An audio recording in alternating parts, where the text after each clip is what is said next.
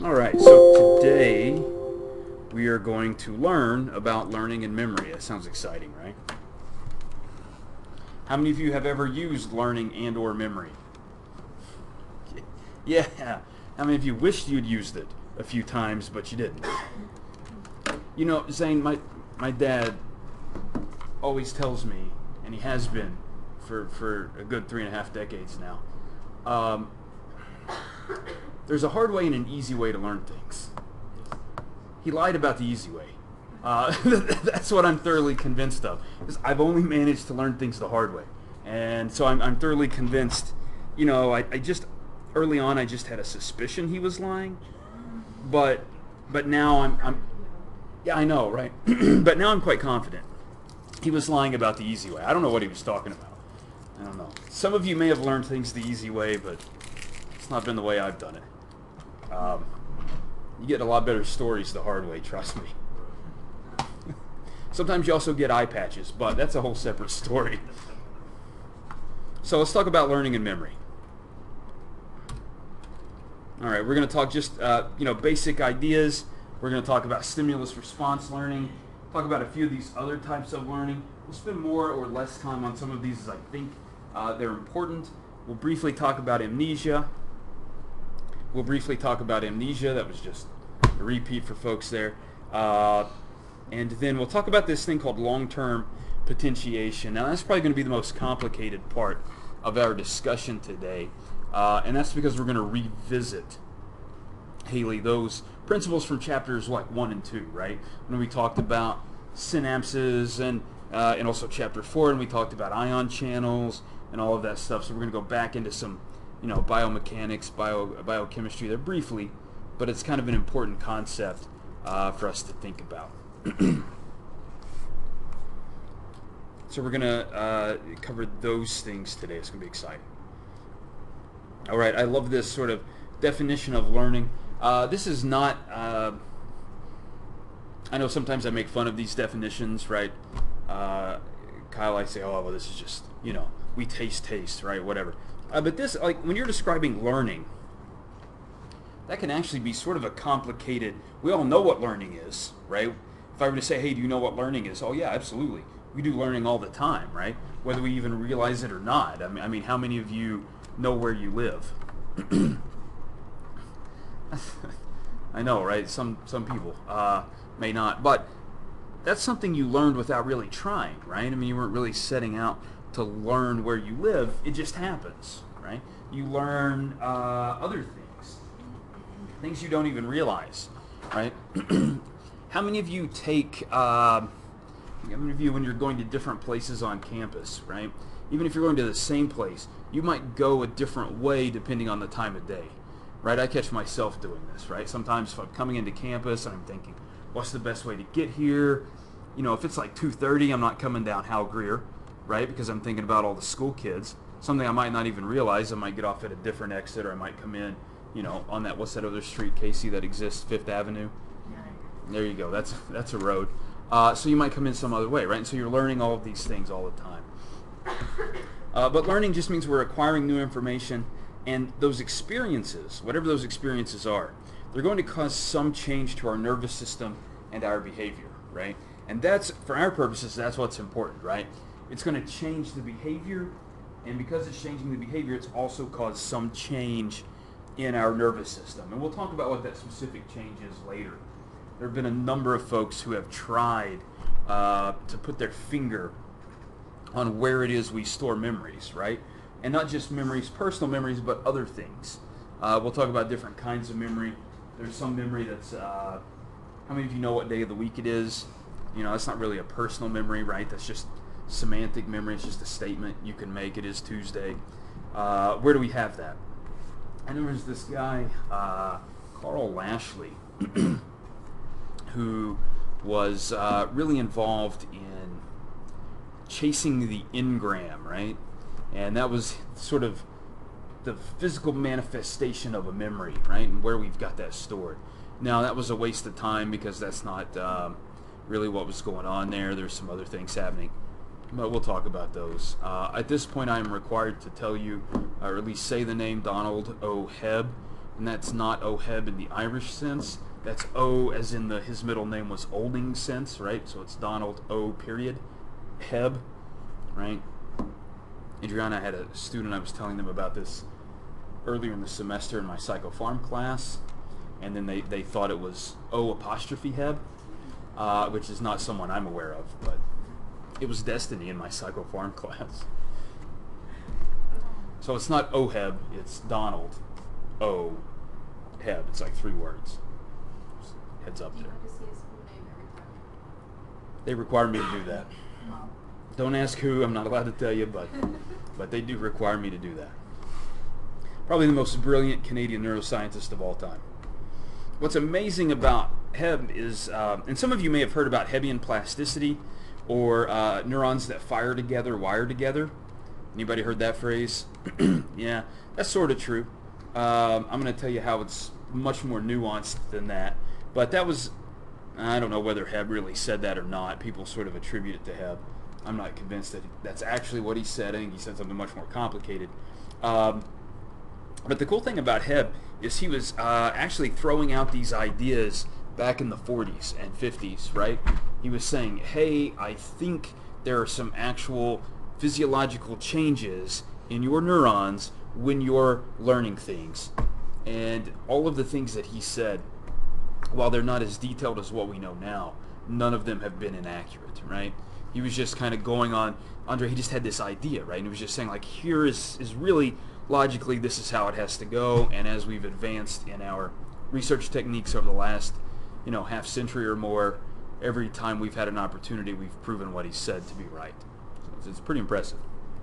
And he was actually he has this beautiful essay that he wrote that really makes a lot of sense to me, Cindy. It's called Psychology as a Biological Discipline, right? And he was president of the American Psychological Association for a while. And I think it was in 1949 he gave his presidential address, and that was the title. And he talked about how, as students of psychology, you should study biology more. He was talking about the underlying biological principles. And I think it's really something, unfortunately, the discipline moved away from. But still, I think it's something pretty important to do. So that's why this class is the most important class you'll ever take. That's pretty true, right? I mean, it's just as important as any other class. Fills that requirement, you get to put the check mark and move on. All right. So that's learning. If we're thinking about memory, those are going to be those long-term changes to the nervous system. Remember, Lashley was looking for the engram. Heb had a slightly different idea, and so we'll think about what that is. Casey, should I tell you Carl Lashley is my scientific great-grandfather? That's impressive, isn't it? It is true. As a matter of fact, yeah. My undergraduate research advisor trained with one of his students. All right, here you go. Here are the steps in learning and memory. We're going to use some of these words. These are very simple, just sort of boxes. You have to do what we call encoding, right, which is sort of that first learning phase. We'll talk about where that happens later. We need to consolidate that memory, right? Your brain's only this big, and think about how much memory you've crammed in there, right? You've got a lot of stuff crammed in there. So you have to be really efficient about how we do this, right? How many of you have either, how many of you have ever had like a zip folder? You guys know what I'm talking about, where they're like compressed files, right? Yeah, right? So if you're going to send somebody a bunch of files in an email, it's like, oh man, that's not going to work. Let me just compress these guys down, and then you can kind of rip them open later, right? And so that's what we do. So we'll consolidate those memories, we'll store them for however long you need them. We'll pull them out later, and we'll use them as we need them, right? Now, just like your hard drive, how many of you have, I don't know if you guys have solid-state hard drives, I guess. I think that's even worse, actually. For solid, anybody have a solid-state hard drive? Anybody up on that? Yeah, Zach, they're kind of nice in one sense, but you got to watch how many times you write over them, right? So you have some limits there, right? They're cool because they're not going to, like, it's not going to break down because nothing's spinning. But they're just like your brain, really. Every time you pull out a memory, you have the opportunity to change it. and then put it back in a different way. And so when you pull it out that next time, Morgan, it's just going to be a little bit different, right? And that's awesome, right? If you're like 75 years old and you're telling your grandkids about that time you were, wrestling 7 alligators to save their grandmother who was like stuck on this island, right? And that's a great story. And that's probably not going to be a big deal, right? So I don't know. Does anybody have one of those stories? It's like every time you tell it, you're like, it's not the way I remember it last time. It was really just like a lizard. She didn't have bus fare. It was not a big story. So it's not a big deal if we're kind of like editing these personal memories, right? It happens all the time. When it does become a big deal is when you get, what are those guys called? They wear the black robes and they used to wear the curly wigs. Judges. Yeah, when you get those judges involved, Sarah, that can be a problem. I meant to look at the other Sarah, and then I realized like 2 Sarahs were right there. So when you get judges involved, that's a problem, right? And you're like, every time you tell a story, you're like, well, I think he was 8 feet tall. No, that's not it. And then you start editing your memory to kind of fit whatever happens, and you can change those. And that's one reason eyewitnesses are, well, they're eyewitnesses, right? Yeah, Elizabeth Loftus. I met her. She's nice. I know, right? So if you guys know Elizabeth Loftus, she's done a ton of work on eyewitness memories and the ways that you can influence folks' memory and the way they perceive events. A lot of it in the way you ask people questions. I don't know if it was her group or somebody else. They showed people pictures of a car accident. Well, that was her, I thought it was. And they said, I'm going to exaggerate here. And one group of people, they said, how fast was this car moving when it slammed into the other car? And then they would ask another group, how fast was this car moving when it bumped into the other car?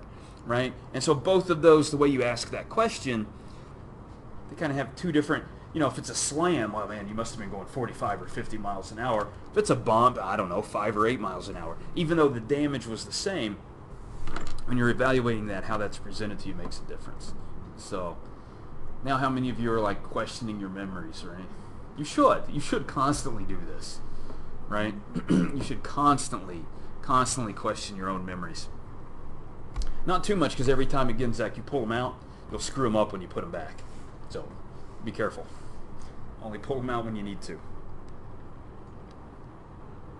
Questions about that? Comments, concerns? Obviously, drugs can really screw with that process, right? So if you're pulling out your memories and you are taking drugs that interfere, and we'll talk about some drugs later that interfere with the memory process, that can really cause some serious problems.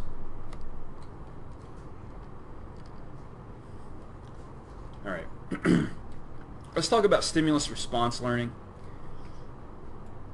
This is not a big deal. There are really 2 kinds of stimulus response learning. Now, for those of you, anybody take the learning class? Yeah, okay, so that's right. You guys in it right now, or did you take it last semester? You're in it now. So what I'm going to give you is an abbreviated version of that entire course, right? Okay, so don't think I'm going to go into every, and there are some nuances and things, so just don't let this screw around with what you're doing there, right? But obviously, if you gave me an answer from that class for something I would ask you, that would be correct. I don't expect you to know everything for that. But basically, there are 2 kinds of stimulus response learning. There's classical conditioning, and then there's operant conditioning. Now, we talked a little bit about classical conditioning I guess it was 2 weeks ago, right? When we talked about the conditioned emotional response, right? And we were shocking rats, flashing a light, shocking a rat, right? So that's kind of stimulus response learning. I like to think about this. Anybody have an older brother? Yeah. Joanne, what's your older brother do to you? Maybe, a few years ago, every time you see him, right in the ribs, right? That's what older brothers do. They punch you in the ribs. As an older brother, I know this. So there you go. I only had a younger sister for a number of years, and there was a major prohibition against hitting girls in my household. But then once my brother was born, that was a different story. Although for a number of years there, Sarah, he's like 10 years younger than I am. I had to wait until he got, at least eye level before you can start doing those things. But so your brother, every time you see him, he's going to punch you in the ribs. So what do you do when he comes up? You're already ready, right? You're already getting ready for that. Now, hopefully, hang in there, Juwan. Hopefully, he'll stop doing that in 10 or 20 years. And so then what happens is, you can kind of stop doing that. Your brother comes up and you don't have to flinch. That's that extinction process, right? So you kind of have that going on. So that's your basic classical conditioning. You're not really doing anything. You're simply responding to the presence of a stimulus, whatever that is. Operant conditioning is different. Typically, I guess I should go back. When we talk about classical conditioning, we really think about Pavlov, right? So sometimes we'll call that Pavlovian conditioning, right? Since it's named after the guy who accidentally discovered it. I'm not trying to give him too much credit. That idiot was interested in dog saliva, which is weird. I don't know how you're going to make a career out of that. Can you imagine he was like telling his parents before he goes off to college, right? Cindy, if you had a child who said to you, I want to study dog saliva for the rest of my life, what would you do to them? Slap them is an appropriate answer. We won't judge you before that. But I can just imagine telling my mom that. I probably still have like a shoe print in my face. So there you go. Operant conditioning, this time you've got to do something, right? So in this case, the rat's got to press a lever to get a treat. In this case, you have to write an answer to get credit, right? So that's kind of operant conditioning, right? So you're kind of trained to do those things. We think about B.F. Skinner, right? Not allowed to tell you what the B or the F stands for. I can't remember. It's horrible. It's a bad name. You'll know why he went by his initials. It is bad. I mean, it's not bad like foul words you're not allowed to say on television, but it's bad like that's an embarrassing name. So B.F. Skinner, that guy was a weird sort of dude. How many of you remember the baby tender, right? They tell you about the baby tender, right? So that kind of comes off sort of weird. For a while, he was training pigeons to guide missiles, right? Like that was an interest. The U.S. government was like, hey, you know what? We need to guide these missiles a little better because right now we're just like shooting them off and see what happens. And then Skinner was like, man, I got some pigeons. And they're like, all right, we'll see what you can do. So he started training these pigeons to guide missiles. And they were pigeons that to get his pigeons, he would go on the roof of his building with a net. And he would just like catch these pigeons. That's what he would do, just like catch these pigeons. It was a different time in the world of animal experiments. We're not allowed to randomly catch animals and just start, experimenting with them now. And there's all kinds of stuff we've talked about. So Jakia, he had this idea, I'm going to train these pigeons to guide these missiles. And that was, I guess, sort of a brilliant idea. But then somebody was like, you know what we can do? We can guide these things with lasers. So we'll just do that instead. So missile guidance technology sort of outpaced the pigeon, and they never implemented that particular project. But it's an interesting one nonetheless. Sort of makes you think about the Navy training dolphins to, disarm mines. I just think about this, right? Like why a dolphin? They don't have any thumbs. I mean, they're not using pliers to cut wires. I just think that's a risky job right there. But what do I know? So that's what we think about for operant conditioning, right? Now, in terms of classical conditioning, there are a few words that you might hear about. I'm not going to hit you too hard on these words, right? Because I really want to focus on some of that long-term potentiation business. But we do want to think about the unconditional stimulus, right? That's basically something that will make you have a response, right? So if we shock you, you're going to jump.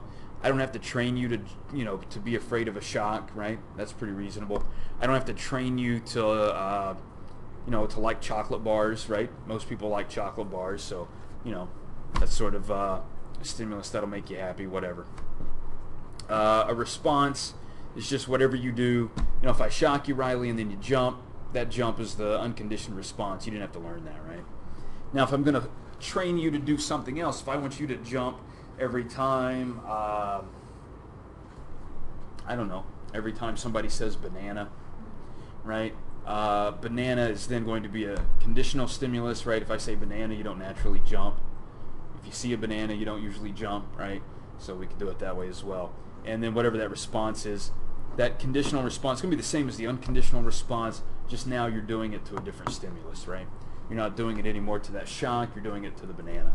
It's not a big deal. Questions about that?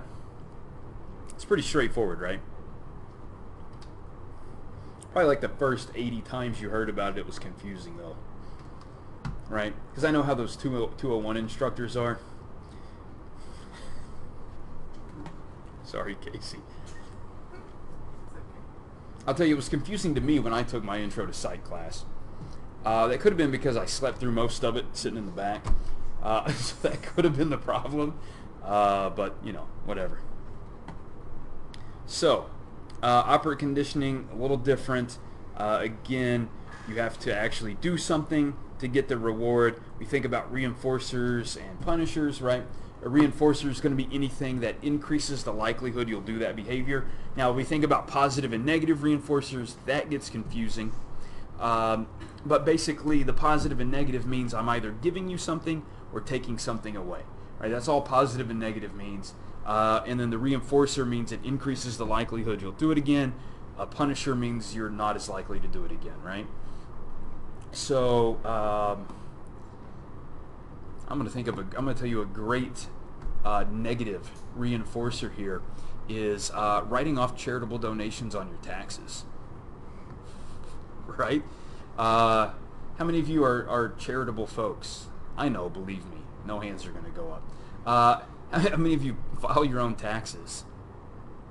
All right, Zach. One. Yeah, file your own, or you know, or are aware you file taxes, right? that's different. To lessen your tax burden, I mean, you can, if you do get to itemize your taxes, right? You can write off your charitable donations. Okay, so what's the you think about that as a negative reinforcer. We're removing your tax burden, right? And that encourages you to donate more money. A lot of these folks who are quite wealthy and they make massive donations to lots of organizations will often say it's cheaper to donate the money than it is to pay taxes on it. So yeah, there you go, right? So Zach, when you're making, whatever, just what you've heard, right? When you're making those millions of dollars a year, donate all of it, and then or a significant amount of it, and you can save your tax burden there. So, in terms of a punisher, if you want to think about a positive punisher, what if you were to, I don't know, corporal punishment's the easiest one, right? Although that's not something that most people should do anymore. Spanking, not allowed to do that. Huh? It is positive punishment, though. Yeah. I usually show the same for Ghostbusters. Ghostbusters. Ah. Who loves Ghostbusters? Okay, like 4 people. Great. And then I got one like, it's okay, right? There you go. For a negative punisher, we could take away something positive. Like, how many of you like to breathe? So if we were to take away your air, no, that's probably not a great example. But if you think about your kids, or when you guys were younger, what was something your parents might take away from you? Access to a vehicle, right? Great form of punishment. Phone? Oh, phones. Yeah, you guys have phones. See, we didn't have phones like that when I was a kid. Like, if my parents wanted to take away the phone, it's like attached to the wall. Of course, like 8 calls I got a year. It really didn't make a big difference in my life.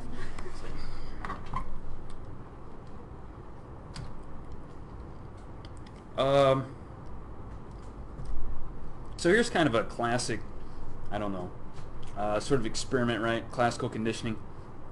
I'll make some sort of noise, shoot you in the eye with a puff of air. Everybody loves that. Guess what happens when you shoot a puff of air in somebody's eye? Yeah, you're already doing it, right? They just close their eyes, right? So you're going to do that. And then what you can do later is you can just play that tone, whatever it was, and people will close their eyes in response to that. So that's classical conditioning. Not a big deal. Here's operant conditioning, a little bit different again. We have to do some sort of behavior to get that reinforcing stimulus, right? I guess now's a good time to tell you about Garcia's rats. I mean, this is probably not in your book. Anybody know about Garcia's rats? Oh, this is a brilliant story. So this was back in the 60s. How many of you have heard of prepared learning? Nobody's heard of prepared learning? What about ecological learning? That's the term I prefer. Casey, you know about this, right? Yeah, prepared learning, that's a horrible word. It's the same thing. So the idea behind prepared learning is that, and they typically apply this to humans, and that's why I like the other term better. So prepared learning means as soon as you shoot out of a uterus, Cameron, you're ready to learn stuff, right? And there are certain things that are going to be easy for you to learn, and some things are going to be hard for you to learn, right? And that's going to be just because you're prepared to learn those things, right? Anybody have an example of something like language, right? Some people say, hey, we're just prepared to learn language. We're ready for that. Okay, whatever. Who cares? That's great. Now, why should that be any different for you than it is for a turtle, a rat, a donkey? It's the same, right? I mean, a donkey's got to learn stuff. Makes sense, right? So when that donkey comes out of that donkey uterus, it needs to be ready to learn certain things that help it be a donkey, right? Not going to be the same stuff that you need to know, okay? It's going to be different stuff. So that's why I like the term ecological learning, because it's really related. It's related to your environment, to your situation, right? As humans, language works for us because we're a social species, right? We communicate through language, spoken language, and so that's the situation. If you're a rat, on the other hand, there are some other things that you might want to learn. So Garcia got a hold of these rats, and what he did and his group, it was actually pretty brilliant. So they created these two different situations. They were going to train these rats to drink water, okay? And they were going to do two different things. They were either going to put some flavor in the water, okay? So the rat would drink the water and it's got some special flavor, or while the rat's drinking water, they're going to flash a bunch of lights. It's going to be sparkly. So we've got like tasty water and sparkly water, okay? Sounds exciting, right? So I know, like, I don't know, there's like this new wave of exciting waters out there now, right? People buy those like smart waters so they look smarter. You don't think so? I think bigger bank accounts make you look smarter. So you can like buy cheap water, put it in a big bottle, right? This is also what you should do with your distilled spirits, right? Don't buy expensive distilled spirits. Buy an expensive decanter, and then pour your cheap whiskey in there. And then when your friends come over, just pour it out of that nice bottle, that nice decanter that you see. That's a money-saving tip right there. Or don't invite friends over to drink your whiskey. That's also a money-saving tip, right, Kyle? If you get your hands on some good bourbon or something, don't share that. Don't drink it all at once. Just spread it out. It's just a word to the wise. So we've got our tasty water and our sparkly water. Now, there's a second level to this experiment where sometimes when the rats were drinking water, selling either tasty or sparkly, we're going to shock them. That sounds fun, right? So rat's going to be drinking some water and we're just going to give it a little shock. Okay? Then sometimes while the rat's drinking water, whether it's sparkly or tasty, we're going to put a chemical in there that's going to make it sick. So it's going to vomit later. Hang in there. This is fun. Here's what's really interesting. So you've really got four situations. You have sparkly water that shocked you. You have sparkly water that made you vomit. You have tasty water that shocked you. Or you have tasty water that made you vomit. I know none of those sound like great options, right? So those are, and of course there was a control group as well. They're not as fun. So those are the four groups. Okay. If the rat had tasty water and it vomited, guess what it would do? It would not drink that water again. It would avoid the water. It learned tasty water makes me sick. Okay. If it had tasty water that electrocuted it, the rat would continue to drink tasty water. It never learned to avoid tasty water if it was shocked. Hang in there. If it had sparkly water that made it vomit, it continued to drink the sparkly water. If it had sparkly water that shocked it, it stopped drinking the sparkly water. Now, if we think about this for a moment, it really makes a whole lot of sense.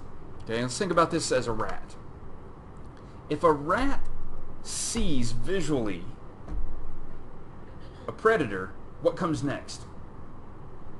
Physical pain, right?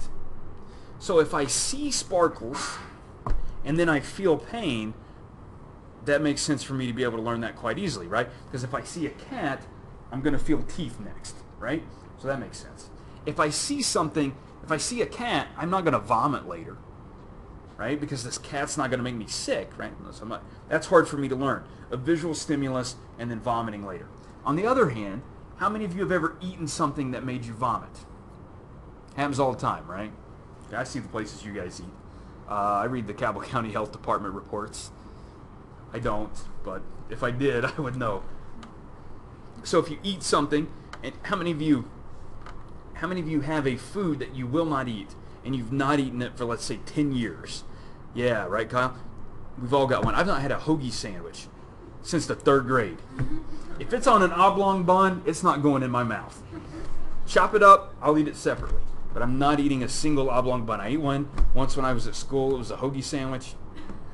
I don't even know what the meat was. Didn't matter. It made me sick. I was in the 3rd grade, and I still will not eat anything like that. It just turns my stomach, right? For some of you, Zach, it's Jim's Spaghetti House, right? You don't hate it. It is overrated. That's fine. So, if I eat something and I get sick, if I taste it and I get sick, that's easy to learn if I'm a rat. If I taste something and I feel physical pain, that doesn't make any sense, right? I ate that hoagie sandwich. I wasn't getting, beat about the head or anything, right? I mean, I wasn't feeling physical pain at that time. It was later. So it's harder to learn. So it's this ecological learning. Some things are easier for us to learn than others, right? Works for us, it works for rats. Doesn't matter, okay? That does bring up the point of conditioned taste aversion, right? Which is a really powerful sort of experience for those of you that could quickly think of a food or a restaurant which you will not ingest anymore. Think about how easy that is to learn. That food will make me sick, right? And that's important because if you eat something and it makes you sick, guess what you shouldn't do? Eat it again. It's probably poisonous, right? So you should avoid that. Hoagie sandwiches, maybe not. Maybe I should give them another try, but we'll see. I've made it this long without one. I think I'll be okay. But that's really it. Just about anything else, I'll give it a try again. Questions about ecological learning? So there was no visual stimulus, they deal with that in the water being sick? Correct. Yeah, it's pretty easy. They do a lot of conditioned taste aversion experiments with rats. I mean, you can do it with yourself too.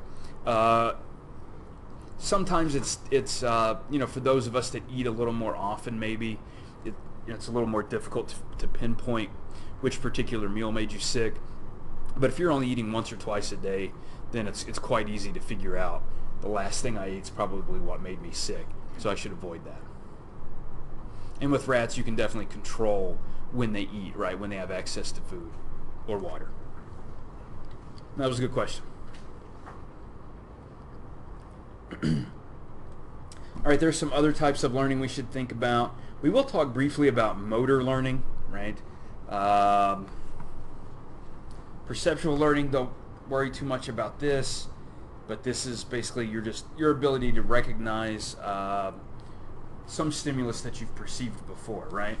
I can show you pictures or you can see or hear different things, and you've been exposed to that stimulus before.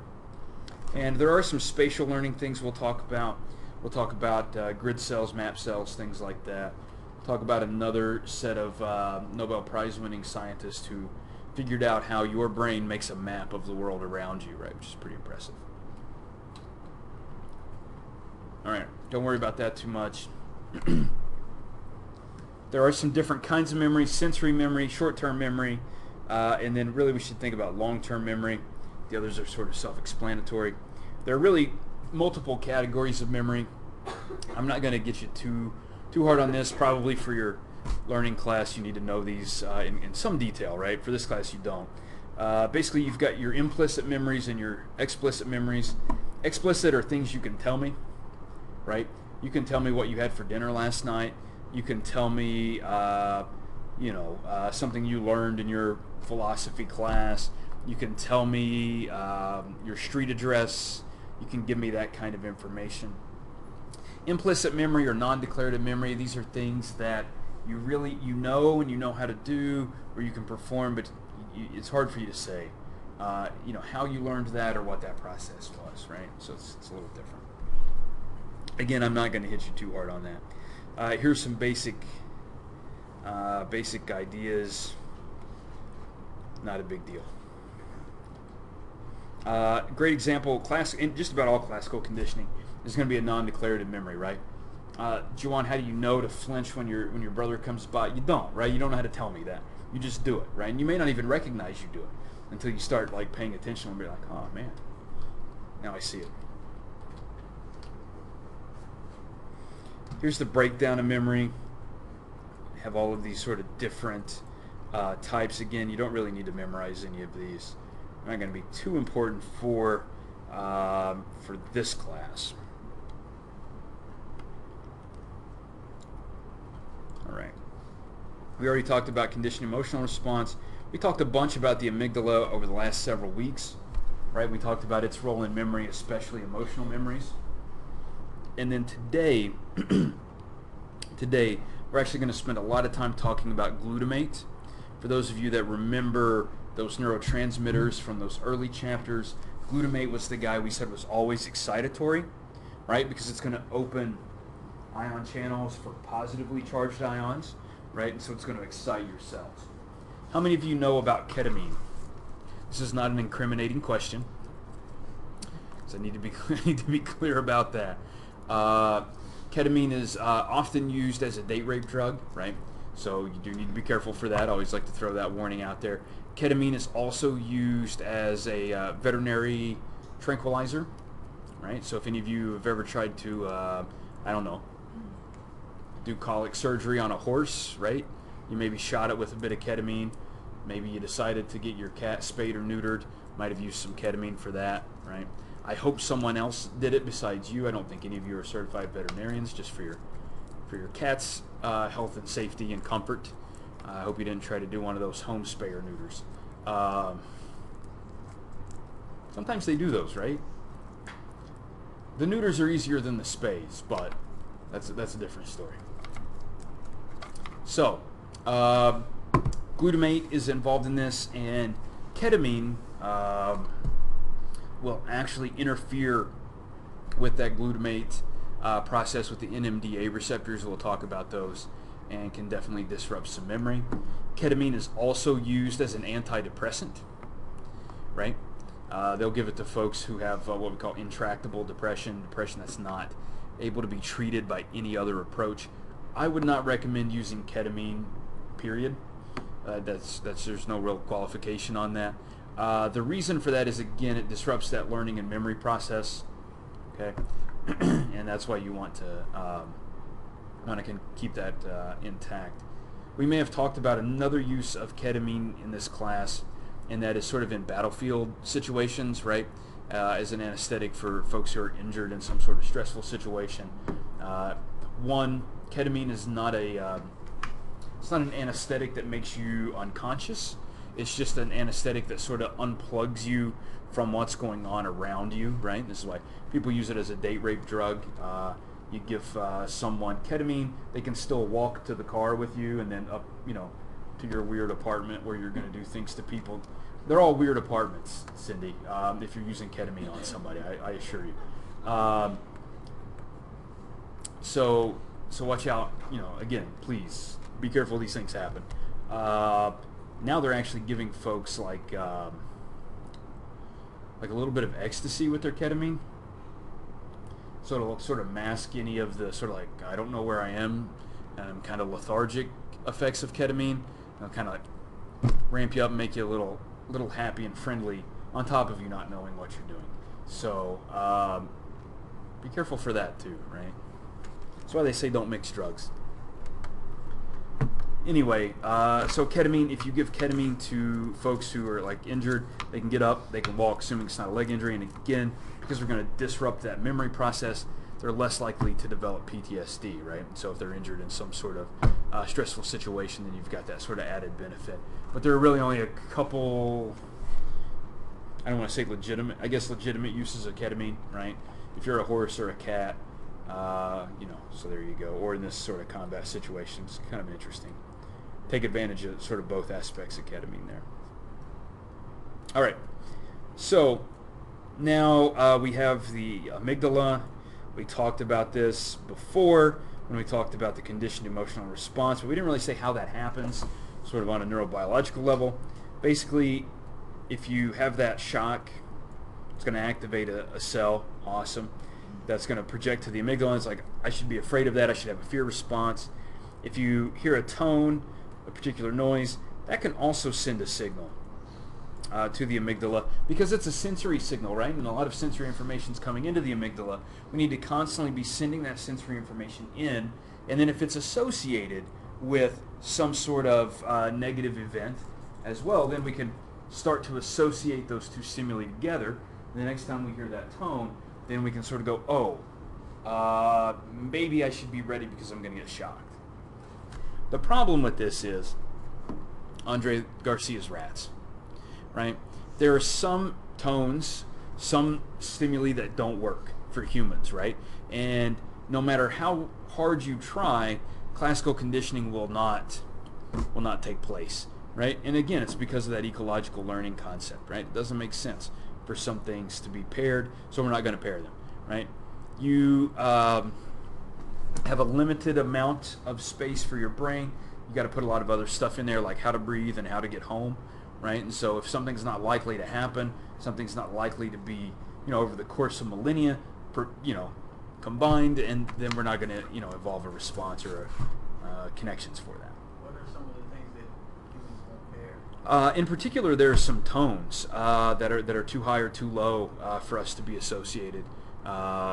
I don't know that they've mapped out everything, obviously, that'll work, but there are particular tones that don't seem to work, which makes a lot of sense if you think about the frequency, particularly of human speech, right? It's kind of in this particular range, and we do hear sounds above and below that, but they may or may not be associated with anything important or something that might happen to us. All right. So here's that idea of a long-term potentiation again. We'll talk about that in detail in just a moment. But basically what happens is LTP is going to start, and it's going to start by getting those glutamate receptors activated. Okay, those NMDA receptors are going to be activated. That's awesome, right? You have these cells kind of firing, doing their thing. Eventually what that's going to do, it's going to bring more glutamate receptors of a different kind to the synapse. Okay, so they're going to be available the next time something comes through, right? They're going to be available the next time. Now, typically, what we want to think about is the strength of this connection, right? And this is where Hebb really had some great ideas. And basically, his idea was every time you use every time a neuron fires, right? It kind of strengthens those synapses, right? That connection gets stronger, okay? And it gets stronger through this long-term potentiation process. He didn't have a name for it at the time, but we have a name for it now. And it gets stronger because more and more receptors are available over time, okay? So you can put out the same signal and get a stronger response. Typically, Andre? Is it getting bigger, more receptors, or is it just receptors that were there already? So the way this, and I'll show you in a moment in detail, but the AMPA receptors, those glutamate receptors, are really like off to the side, and then there's this whole sort of cascade of events that pulls those receptors, kind of shifts them into the synapse. I wouldn't say the synapse necessarily gets bigger. It does probably get a little denser, right? And so it'll look denser because you're packing more in there. You don't want it to get too big, and then part of it's not going to be stimulated. But typically, the limiting factor at a synapse is not the neurotransmitter that's released, right? It's the number of receptors, because you're dumping out, millions of these molecules of neurotransmitter, but you don't have that many receptors. And so the receptors will just sort of wait, they'll get activated, there's some neurotransmitter just floating around, not really doing anything, and then we have to sort of release, and then one will come in. I like to think about it like, how many of you have ever been to a sports event? Like at a major, like a stadium or something, right? What's a limiting factor there? What's the one thing you wish they always had more of? It's bathrooms, right? Yeah, because every time you go to the bathroom, you go to a baseball game, you go to a football game, basketball game, you're going to have to wait for the bathroom, right? Okay, it doesn't matter when you go. Like, oh man, I'm going to go third inning. Nothing's going on third. There's always somebody there, right? Doesn't matter. Like, oh, I'm going to go 5 minutes before halftime. Nope, doesn't work. 5 minutes after halftime. Nope, doesn't work. Then you got to hold it, and you're walking back to your car, and you're like, well, that trash can looks good. So those things happen. So watch out, there are cameras in the parking lots, just as a heads up. I don't know if there are cameras in the parking lots or not. There may not be. So what we want to think about is that limiting factor is going to be the receptor. If we add more receptors, then we can have a bigger response, right? Just like if we were to add more bathrooms at a stadium, we're not going to get to the point where we have too many bathrooms, right? Realistically, but more people are going to be able to come in. There's going to be a faster turnover, right? And that's kind of what we're looking for. So as we get more and more receptors, they'll be activated by those neurotransmitters that are released. We don't have to increase release necessarily, and that's going to allow a bigger influx of positively charged ions. So we can get a bigger response from the same stimulus, right? So it's very similar. When we say strengthen, it's very similar to strengthening muscles, right? And so if you think about it over time, as your muscles get larger, they get stronger, you can put out less effort to move the same amount of weight, or you can put out the same amount of effort and move more weight, right? Compared to somebody who may not have that same strength, or even you before that strengthening process. It's very, very analogous. Questions about that? Now, again, we will talk about this sort of this process in detail. So this is your sort of classical conditioning setup, right? You have your NMDA receptor. Now, your NMDA receptor is unique because it is not only ligand gated, right? So not only do we need that glutamate to open that channel, we also need to get magnesium out of the way, right? So we've got magnesium sort of blocking the opening of that ion channel, right? And unless we get the sort of the membrane potential of this postsynaptic terminal high enough, right? We have to get it high enough to get magnesium out of the way, right? And so we need to sort of get that elevated through other mechanisms, right? Other sort of neurotransmitters can open other channels. Other things can happen. We can get that membrane potential up high enough. Then we can knock that magnesium out of the way. Then glutamate can open. When glutamate opens, it allows calcium to come in, right? And so calcium comes in. The interesting thing about that influx of calcium is that it starts sort of a cascade of reactions. You don't see those here, but we'll talk about those. But it starts a cascade of reactions that will take eventually those AMPA receptors and plug in those AMPA receptors at that synapse, right? So that we have more receptors available for the next time.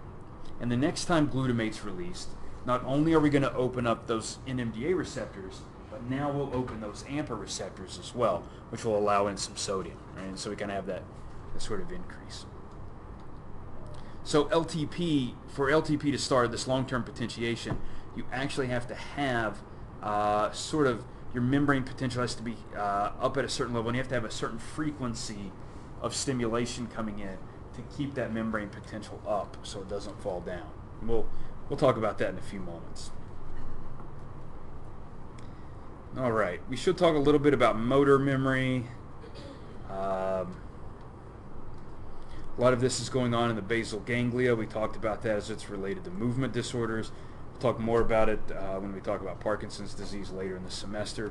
Not a big deal. If you remove someone's basal ganglia or the basal ganglia of a rat, they're not able to learn, they're not able to do motor learning, right? They can't learn these new tasks, which is kind of fascinating, right? They can learn other things, but they can't learn sort of like sequences of behavior,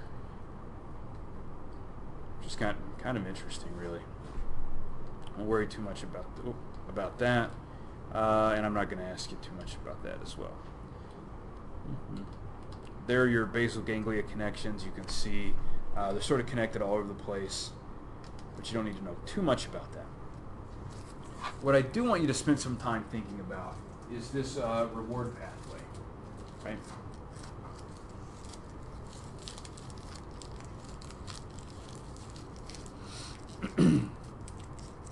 How many of you have ever done something rewarding? You did something that made you feel good afterward.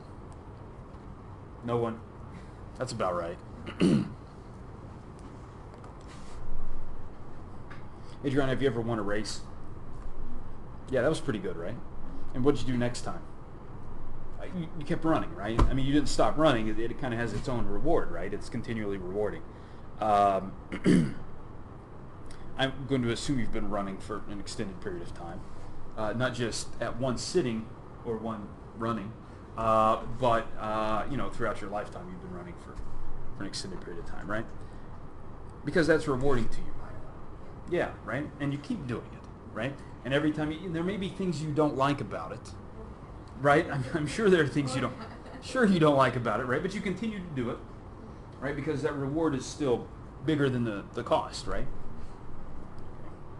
Part of why that's rewarding is because of these two guys here. One is going to be the ventral tegmental area, and the other is the nucleus accumbens.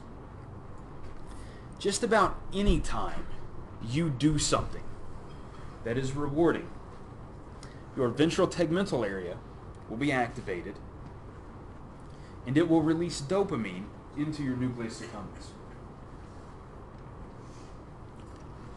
That's pretty awesome, right?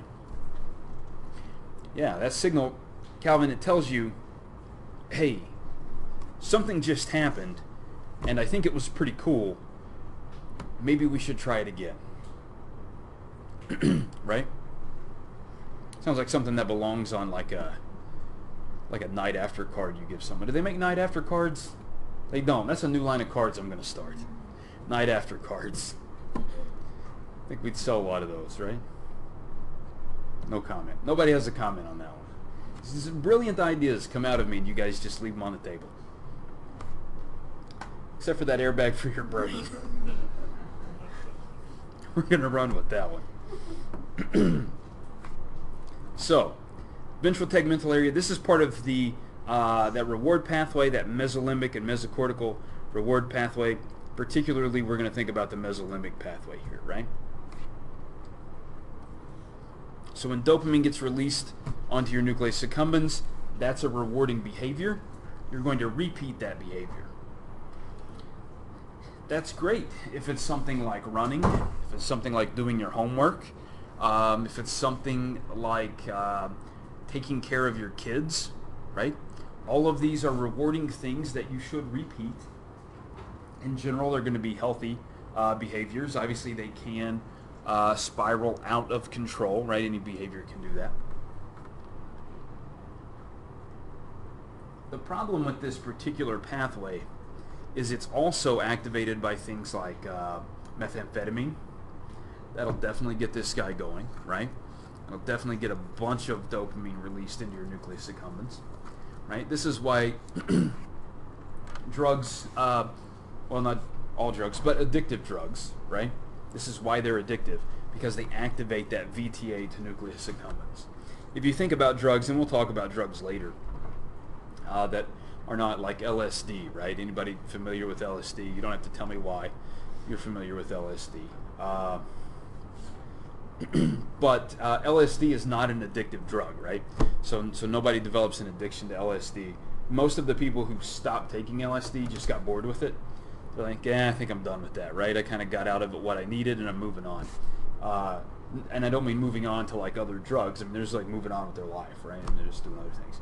And the reason for that is LSD, your other drugs that are in that category, do not activate this VTA to nucleus accumbens pathway, right? If you don't activate that pathway, there's no reinforcement, there's no reward, right?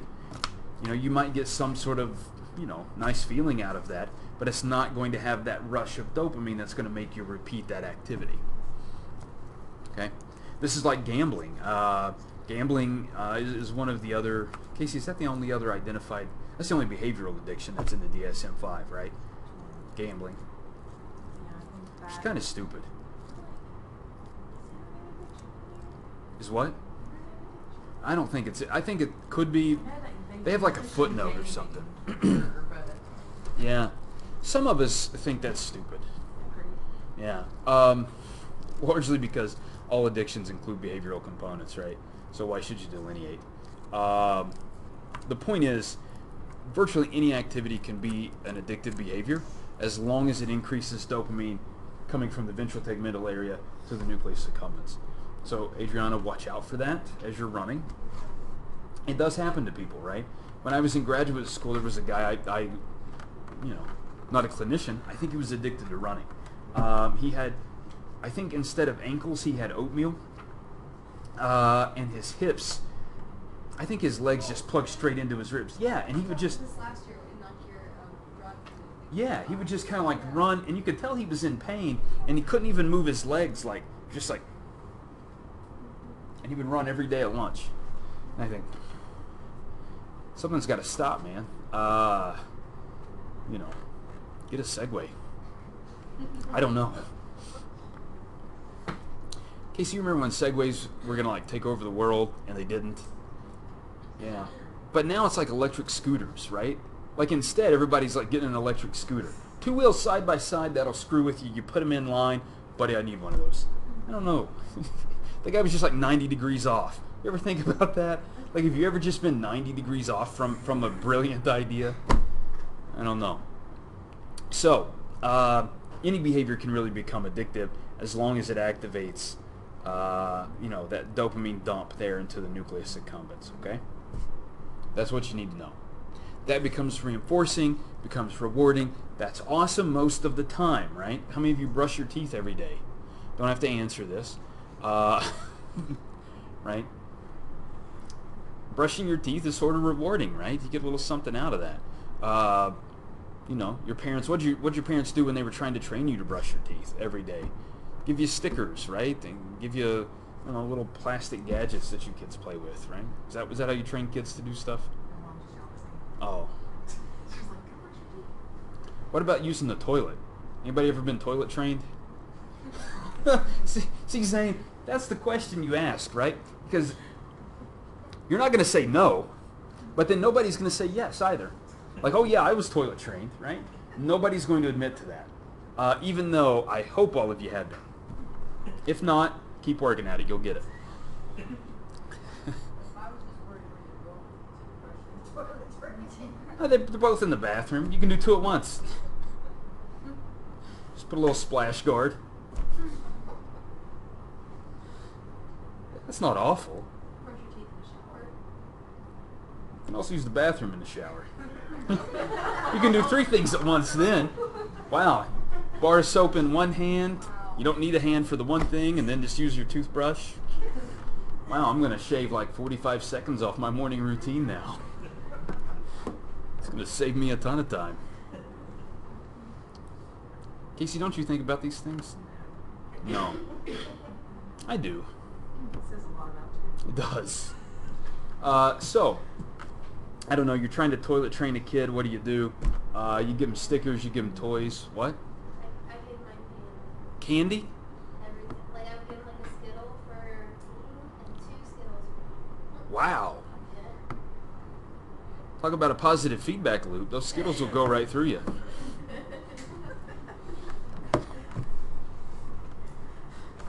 Casey, you thought that was funny. I'm glad. Occasionally it happens. Yeah, so you give them some reward, right? And you're like, oh, okay. And then they start to associate just using the toilet, it becomes its own reward, right? And so now every time you guys go into the bathroom, you get a little rush of dopamine. You do. Think about it. Think about the next time you go to the bathroom if there's not like, wow, that actually felt pretty good. Nobody's going to admit to that either. But it feels a lot better than the alternative. That would be like using the bathroom like in your pants. Just in case you guys were not following where that was going. All right, here you go. What do we got here? We've got dopamine level. All right, and then we can see when the rat pushes a lever. Not a big deal. Don't worry about that. Again, we have long-term potentiation going on in these brain regions where we're getting that release of dopamine, particularly that VTA is looking for those reinforcing stimuli, right? So it's detecting that and then dumping that dopamine onto the nucleus accumbens. The prefrontal cortex actually has some input onto the VTA. That's important. What did we talk about the prefrontal cortex did with the amygdala? It helped kind of put the brakes on things, right? So that prefrontal cortex is a guy that says, hey, maybe this isn't a good idea, okay? So maybe we need to control this a little bit, right? We don't want that VTA just running crazy, right? Because if everything you do becomes rewarding, guess what you do?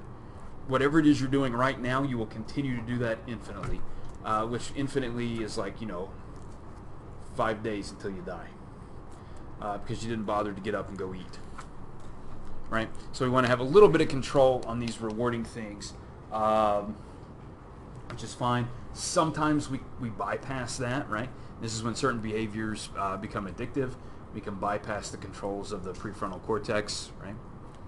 If you have a little problem with your prefrontal cortex, you might be a little more likely to abuse drugs, right? See some situations like that, right, Casey? There's some comorbidity issues, right? With folks whose prefrontal cortices or cortexes, I don't know whether you're an archaist or a new ageist. It was like a shift a few years ago, whether it's cortices or cortexes, when you make it plural, in case anybody's curious. So again, we don't want that VTA just running wild. If it runs wild, we've developed, we've become addicted to gambling. We've become addicted to cocaine. We've become addicted to you name it. You can become addicted to just about anything. It happens all the time. Now, how do we know if you're addicted to it? Keeps you from doing other important stuff, right? Just because you go run doesn't mean you're addicted to running. It just means you like to run. That's perfectly fine. If it keeps you from eating or coming to class or, like brushing your teeth, that would be awful, right? It's like, instead of brushing my teeth today, I'm going to run a little extra. That's probably a bad thing. And then hey, I got a problem. Casey, where do we send people if they have a problem like that? To the clinic, 4th floor. I always like to advertise for you guys up there. I don't think enough people go up there. Yeah, Andre. Does clinical depression have anything to do with the VTA of the nucleus? Clinical depression and the VTA. There are some issues, right, where with depression, some of those things may not be working properly. If you think about somebody who's depressed, they're not really getting reward from anything, right? And this is a particular, sometimes we'll call that anhedonia, which is also seen in some other mental health issues as well.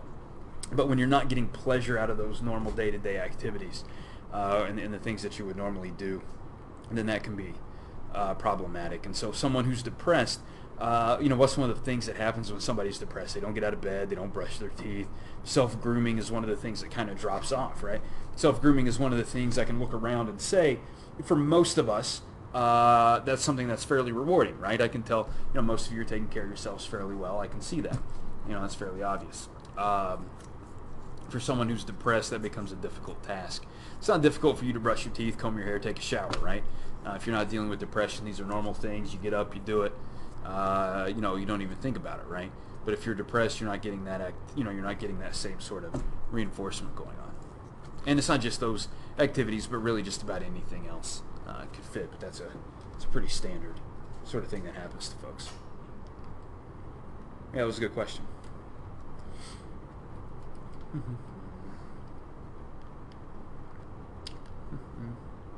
No worries there.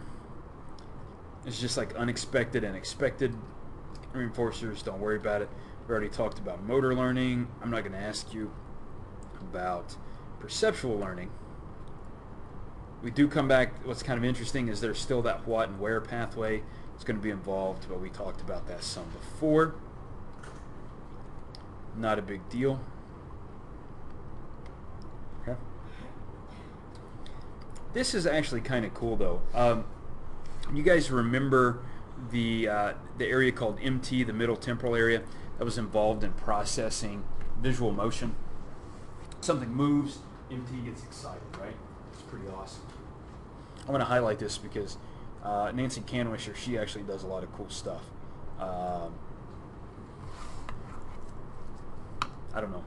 Just thought I'd tell you that. She also did a lot of work with the fusiform face area, which is kind of cool. Anyway, what's really interesting about this is that if you show people images, right, that either have what we call, someone at rest. This guy's clearly not moving. Here's someone there's no implied motion, right? He's just kind of like hanging out there. This guy, I think he's out in right field, literally not doing anything, right?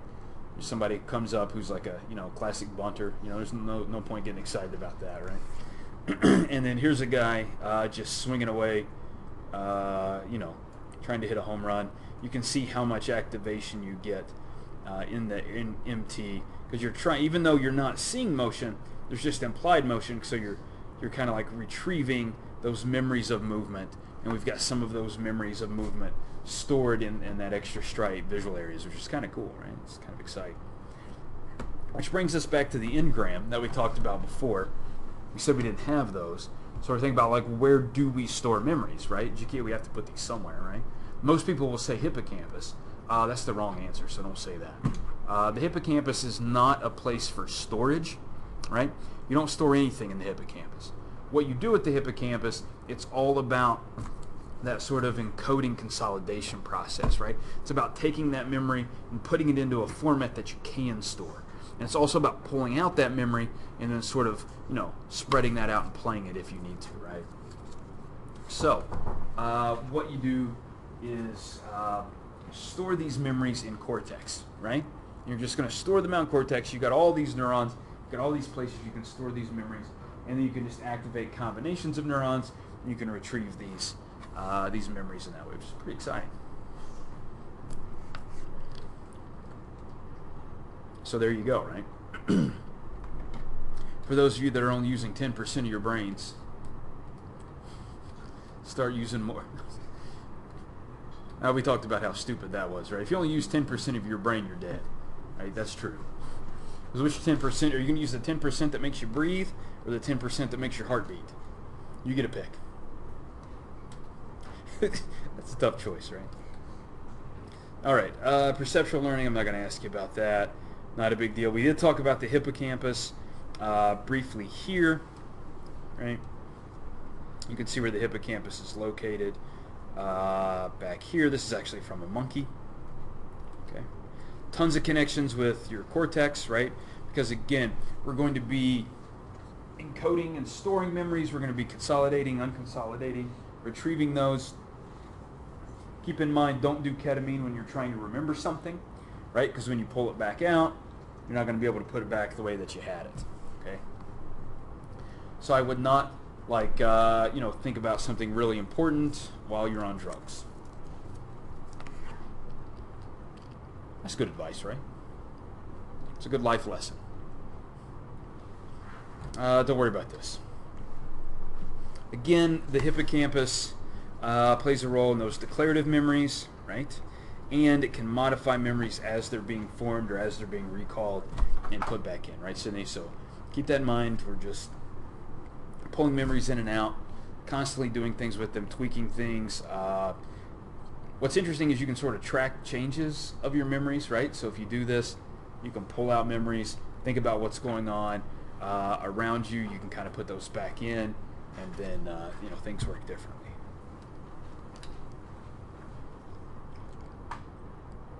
We've got episodic memory, right? That's stuff that's happened to you. Semantic memory is general facts, right? Semantic dementia, right? So this is like when you lose semantic memories. What's really interesting about memory is that you can lose specific kinds of memory, right? You're not just going to lose all of your memory at once. You can lose different kinds of memory over different times, right? And so because they're sort of stored in different places, and as different places degrade, you can lose these different memories. It's actually kind of cool. Is there like a typical memory that we usually lose first? That's a good question. I don't know. Maybe I did know once and I've forgotten. No, I don't. I don't know. It depends. So people would think about like Alzheimer's being sort of your like standard case of memory loss, right?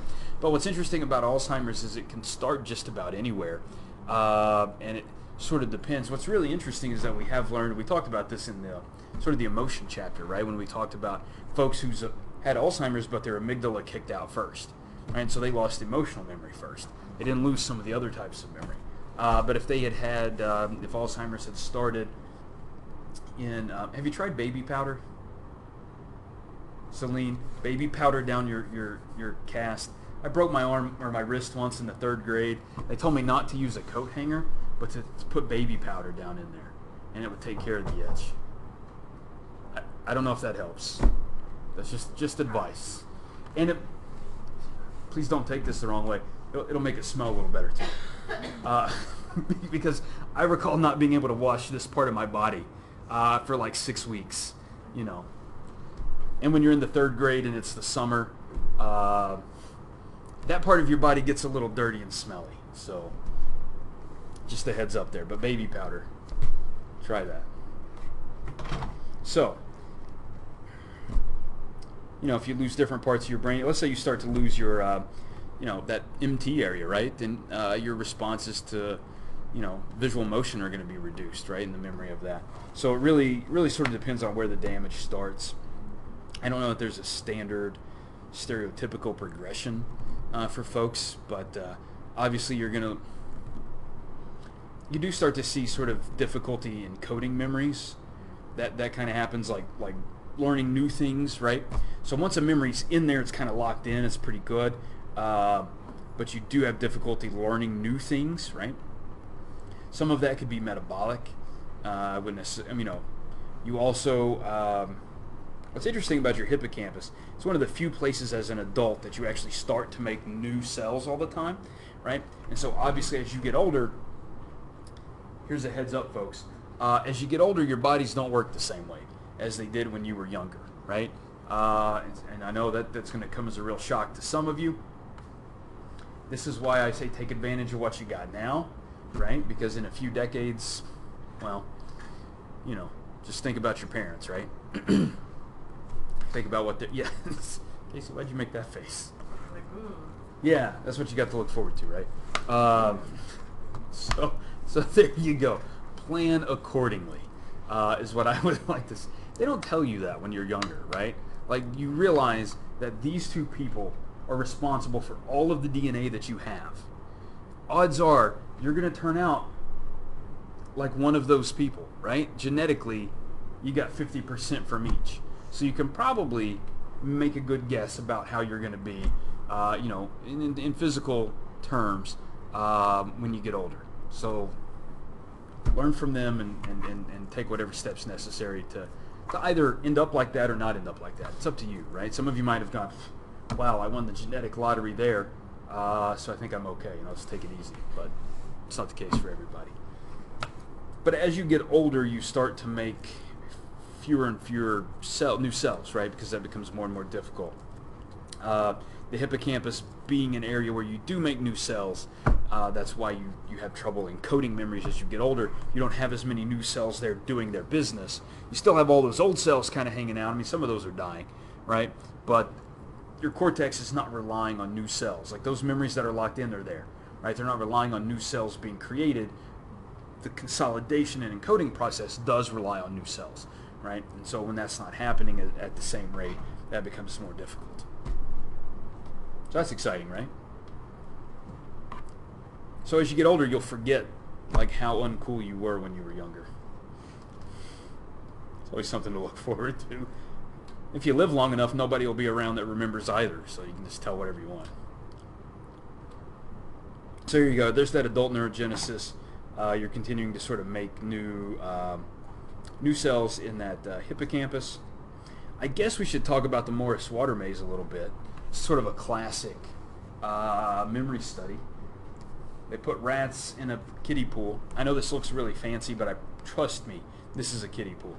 I know this. They don't get really. They may have painted it, so it's all one color on the bottom, but it's a kiddie pool. So you put a rat in there, and then you sort of hide a platform. Typically, they'll make these platforms out of like clear acrylic or plexiglass, so the rat can't see it, right?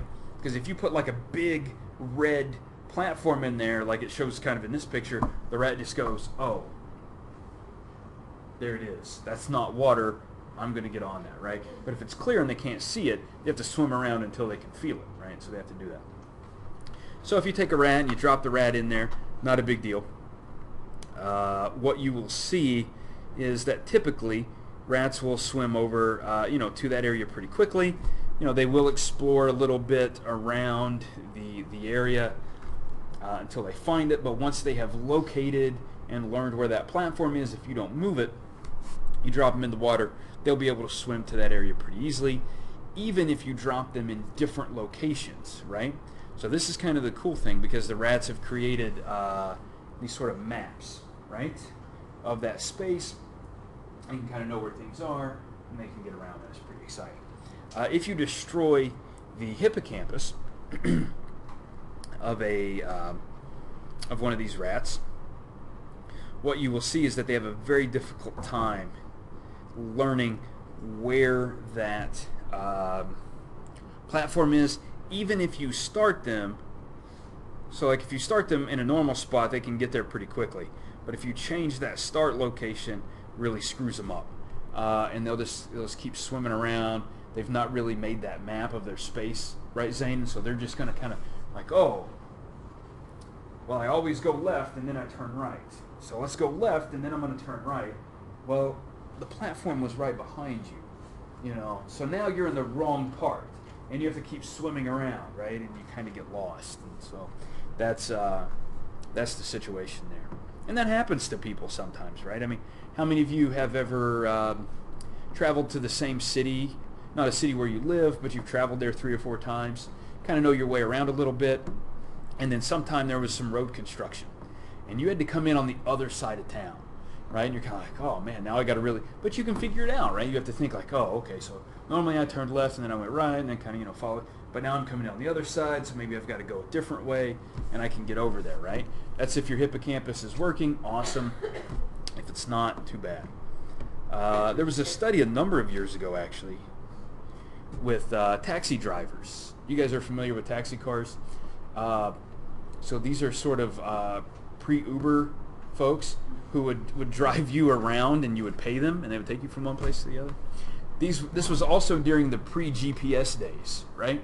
How many of you can get anywhere you want to go? That's all of you, right? Because you have a magic device. It's usually rectangular, kind of thin. You don't even have to push buttons. You can even yell at it, right? Hey, where is First Presbyterian Church, right? And then it will tell me how to get there.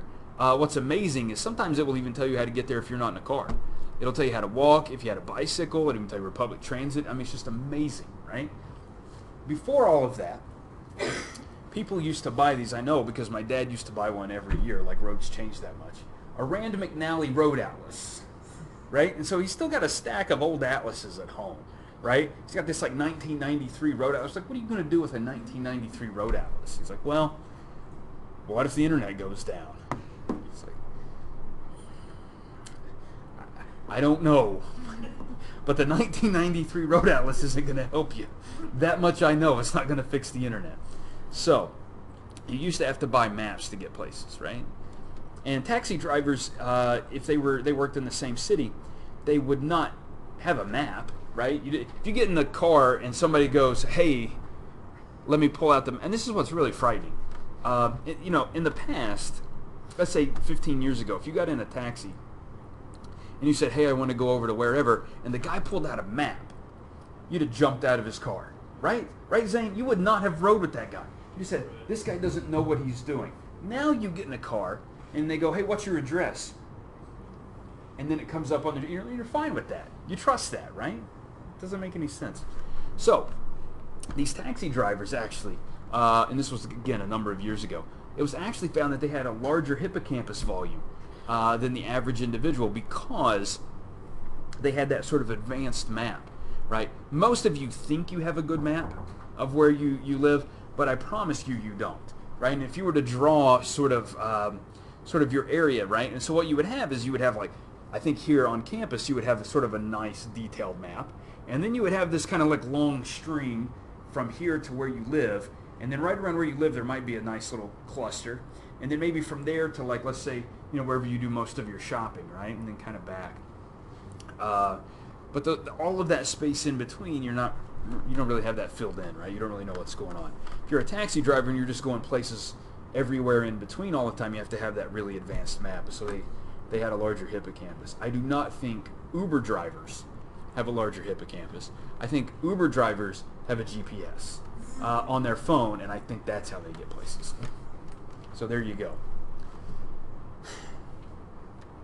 So Andre, if you're worried about losing memory when you get older, I think one thing you can do, this is just me, start using maps and not your GPS, right? Just like try to memorize how to get around places without your phone. And that'll make maybe your hippocampus larger. And then you'll be kind of ready for that cognitive decline when you get older. You have a larger hippocampus, and when it stops working, you got longer to go. It's like, how many of you are worried about osteoporosis? Nobody? Some of you should be. I could take a look around and tell you who should be. How did you say it? Osteoporosis? No, that's not it. Osteoporosis, Oh, no, whatever. I've been saying it wrong this whole time. No, it's osteoporosis. I was thinking about something else. Osteoporosis. No, that was me. Sorry, osteoporosis. I'm worried about that. Yeah, you should be, right? That's a reasonable concern, and so you should do things to mitigate against that, right? And so one thing you can do is obviously like make sure you have the right nutrient intake, right? Calcium, vitamin D. You could also consider some resistance training, right, to increase your appositional, the appositional growth of your bones, right? So your bones are bigger and denser for the time when you start to develop those issues, right? So you kind of have higher set point and you can kind of cruise down a little bit before your bones just start shattering, right? So that's going to be good. You can do the same thing cognitively. Folks will do this for not just, like learning, like maps, but this is a great thing to do for Alzheimer's disease. Aside from getting a good night's sleep every night, the other thing you can do is to sort of build up your cognitive reserve, right? Constantly keep trying to learn new things and expand, right? And as you do this, then you'll kind of keep things in better working order, right? How many of you, they don't make, I don't know. Zane, I'm going to assume you've got a gas-powered lawnmower. I'm just taking a wild guess, right? What do you do to that every winter? What should you do to it? You should change the oil in it, right? And you should maybe winterize it, right? And there are a couple things you can do. You can put a little, there's some gas stabilizer in there. There are different things you can do, right? So you do this. They don't make that for your brain. Okay? There's a product idea right there. Yeah, brain stabilizer. And so what you need to do is you need to keep using your brain. Right? If you keep using your lawnmower, you don't really have to worry about the gas stabilizer because the gas is burning through it, right? So it's fine. You just put new gas in and you're set. If you're constantly using your brain, you don't have to worry as much, right? But if you kind of stop, take some time off, you go try to start that again after a season off, it's not going to run right. And so you just have to keep it going, right? Because we don't have stabilizer to put in there. Talk about how technology has made it easier for us, like Yeah. But do you think that the amount of information that we take in nowadays as compared to somebody 50 years ago kind of counteracts that? That's actually a great question. And I think that's a very true argument, right? I think the downside, so I think somebody to look at this would be great, because I don't think we actually know, right? So we do take in a whole lot more information. I know I've got like the Google News app, right? And I'm constantly scrolling through, but what I notice sometimes is I'm just reading headlines, right? And so I don't know, like maybe we're getting more information, but it's not as deep. So I wonder if there's a trade-off there. That's kind of an interesting thing. I don't know. But we do have access to a lot more information than somebody even 25 years ago, which is kind of amazing, right?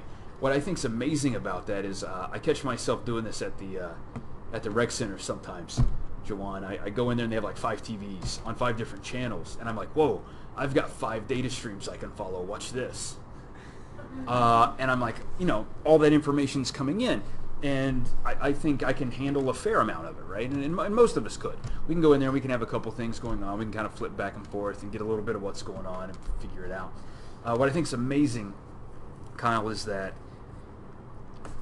we have so much more information that's available to us, but I'm not quite convinced we've actually reached the cap on how much information we can bring in and handle, right? And so every time these data streams are available to us, we continue to be able to absorb that, which is really pretty impressive. It is at the expense of knowing it on a deeper level, I think.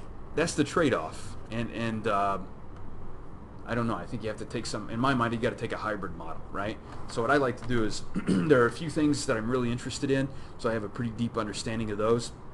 A lot of other things I get a little bit below the surface. That way I can kind of have these broader connections and think about how things fit in. So I think if you were only skimming the surface, that's probably not going to benefit you much. So you have to get deep on a few things, at least, right? So I think that's a decent approach. So yeah, no, that's pretty cool. There you go. Lots of information at your fingertips. Reminds me of this story. I think it was called, from this podcast called Invisibilia. Anybody listen to that one? Yeah, that was a crazy. Do they still make that? There was like 7 episodes, right? Is that true? Like something like that. It was like single digits, and it was 2 people, and I think their names were both Karen or Katie or something, right? Did they have the same name? I don't know. So there were two hosts. I think one of them used to work with the Nature Neuroscience podcast, right?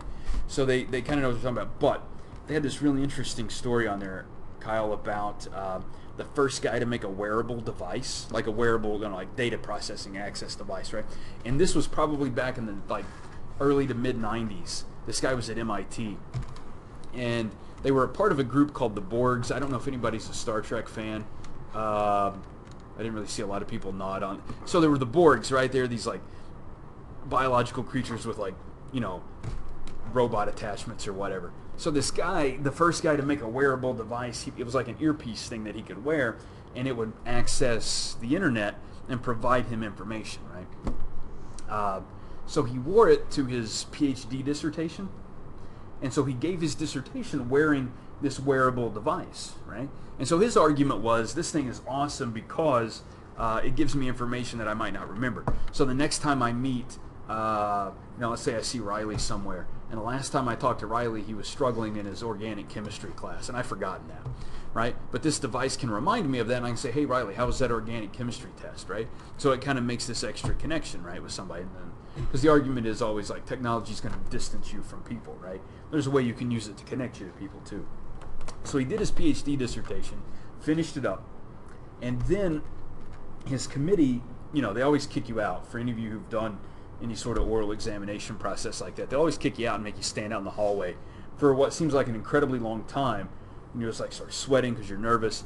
Apparently, there was some debate amongst the folks who were going to give him his degree, not about whether or not he earned the degree, because he obviously did something pretty awesome, but whether or not his diploma would read, and I don't remember his name, like Mark Smith, or Mark Smith and his wearable device, because he used that wearable device during the Yeah, they decided to just put his name on it. The end result was like, well, he's proven that he can use this in society, and that was the whole point. So he gets his diploma with just his name on it. So yeah, it was kind of cool. But Invisibilia, I would recommend it. It was a crazy podcast. They're only like, I really think they're like 7 episodes. They were supposed to do a season 2, but I don't know if they ever did. But it was great. What year did you make that device? It was in the mid-90s, I think. Because he was at MIT when Star Trek The Next Generation was on, like in the mid-90s.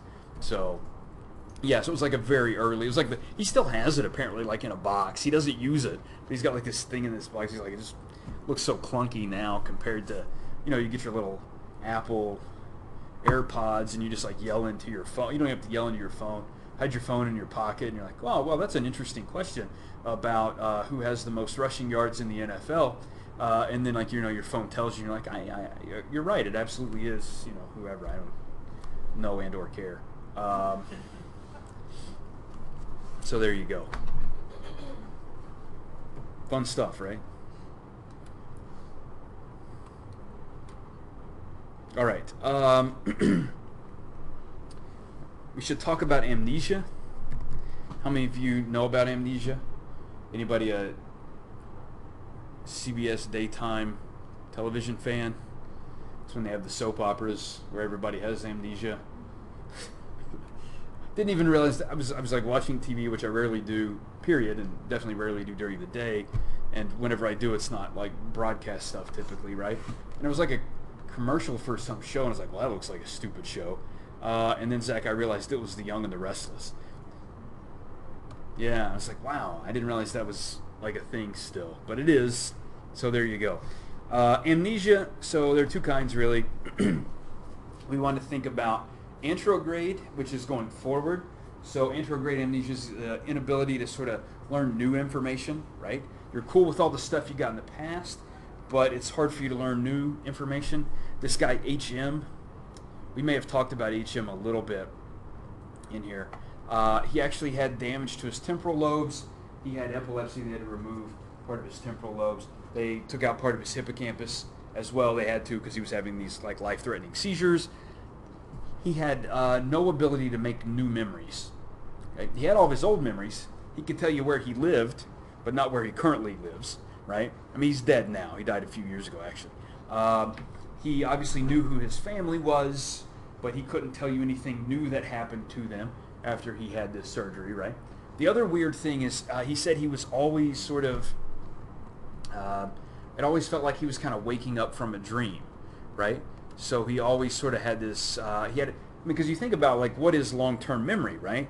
So long-term memory is thinking about the beginning of this class. I mean, this class started an hour and 45 minutes ago, right? He couldn't remember that far back, right? So he couldn't remember, why he was in this class even, if he was sitting here, right? It's just kind of, someone may have to keep telling him. Now, what's amazing about that is he was actually, him and his family were actually willing for him to participate in a number of memory studies, right? And so we've learned a ton of stuff. He's probably one of the most important people in the history of neuroscience, right? Because of what happened to him and his willingness and his family's willingness for him to participate. When he died a few years ago, they actually sort of broadcast his brain slicing. They removed his brain. They wanted to take a look, obviously, because you learn this much about someone externally, you want to kind of see what was going on internally. And so I think you could probably still find that on the old YouTube if you'd like to. Riley, just put that at the top of your playlist. It's going to be exciting. So he has trouble forming new memories. Did anybody see that movie Memento? Anybody seen that one? Yeah, that guy also had anterograde amnesia, right? And so he had some difficulty. I don't remember how much of it happened when, so I'm reluctant to tell you much about it. His wife was killed. I think you learned that pretty early in the film. Happens like over a few hours. Like from the incident in the movie and him just waking up.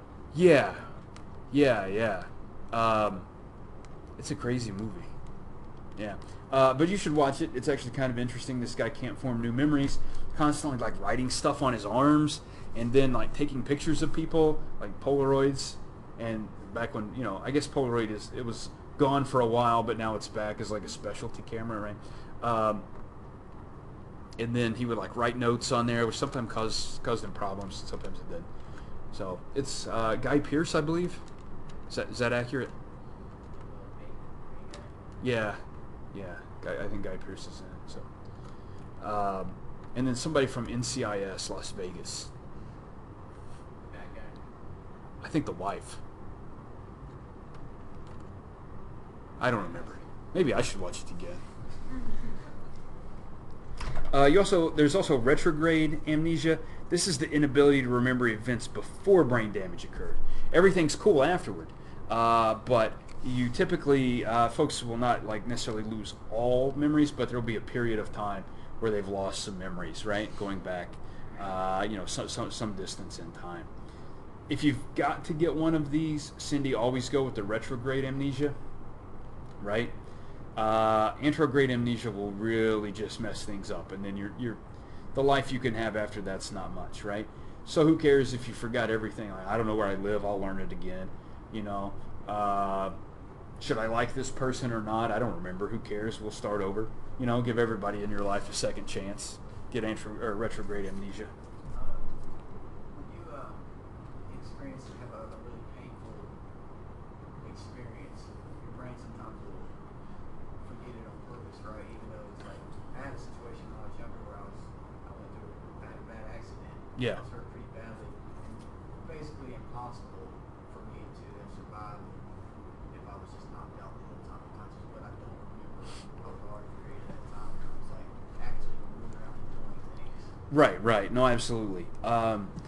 There are times where you're not going to be doing that normal encoding process, right?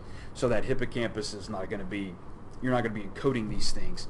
It's not that you forget it, it's that you just never store it. You never put it into long-term memory, right? It was just kind of just kept running and running in your hippocampus, and then, you know, as time goes on, if that doesn't get stored, then the next thing comes in, then the next thing, and then the next thing, and, you know, some little bits and pieces of that may have made it, but there's not going to be anything there that's coherent or makes any sense to you. Yeah, that does happen. And again, it may even sort of extend to just before the event, right? This happens a lot. You know, folks who are in car accidents may not even remember for a few moments, a few minutes before the car accident, right? Not even, you know, from impact on, but they might have forgotten because again, they were spooling up whatever, you know, kind of short-term memories they had. They were working on putting that into long-term memory, just hadn't done that yet. So that can get disrupted. We should briefly talk about Korsakoff syndrome. This is when you have anterograde amnesia. Typically this is caused by alcoholism. It's a B vitamin deficit. There you go. There's your chart, not a big deal. Talked about that. HM, we talked about that. We talked about the hippocampus. Don't need too much of this. So we've already talked about all of these things.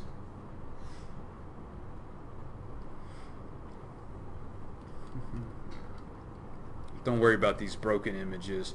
This is actually a drawing of HM's brain, and you can see where they removed most of his temporal lobes because he had epilepsy, and they took those out so he didn't have these life-threatening seizures.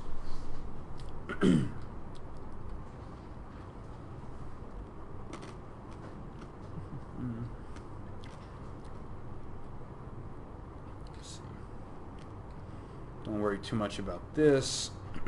We should talk about these place cells. We've talked about these some. These are the cells that get activated when an animal's in a particular location in its environment. These are in the hippocampus. We talked about the taxi drivers with the larger hippocampal volume. These cells were discovered by May-Britt Moser, her husband at the time, Edvard Moser, and John O'Keefe was in on that as well. They won the Nobel Prize for this, I think back in 2012 is when they got the Nobel Prize for figuring out these place cells. They've done some other work since then, but it's actually pretty impressive, you know, to figure out how you create this sort of map of your world, right? I think it's pretty exciting. Don't worry about that too much. All right. Now we get to talk about long-term potentiation at that sort of cellular level, which is going to be exciting, right? I can tell how excited you are about this because you're thrilled. Just jumping out of your seats. I get worried when I get somebody like that. I had a student like that the first class I taught. He sat in the front row, and I thought, what's wrong with this guy? He's constantly excited about this class. That's a problem. So, for one more time, I'm going to have to say Donald Oheb, just to meet my contractual requirement when we talk about learning and memory. We are going to talk about long-term potentiation in some detail, right? I don't think we're going to, well, we might be able to finish it up today. So, when we talk about long-term potentiation, what we're really talking about is increasing the excitability of a neuron because it is constantly being stimulated, right? Because we're constantly sending an input to it, okay? So we've got a cell. We're going to send inputs to that cell. And because we're doing that fast enough, it's going to increase its excitability by, Andre, bringing those AMPA receptors over, right? So we're going to have more receptors at the synapse. So when we drop in that glutamate, even the same amount of glutamate, it's going to open more cells, so we get calcium and we get sodium coming in, and that cell gets more excited from that same input, right, from that same stimulus. And that's how we can build these connections, okay? We've already talked about the hippocampus. The other thing we want to think about here is what we call a population EPSP. So an EPSP is an excitatory postsynaptic potential. And I know that's like a lot, but what that means is basically that cell that we're contacting, that cell we're sending an input to, it gets excited. It's after the synapse. That's the postsynaptic part. The potential, we're talking about the membrane potential, right? So we're increasing that membrane potential. Because we're opening sodium and calcium channels, positive ions are coming in, right, Morgan? And that's going to raise that membrane potential. So it's excitatory, it's going up, postsynaptic after the synapse, and it's the potential. Okay?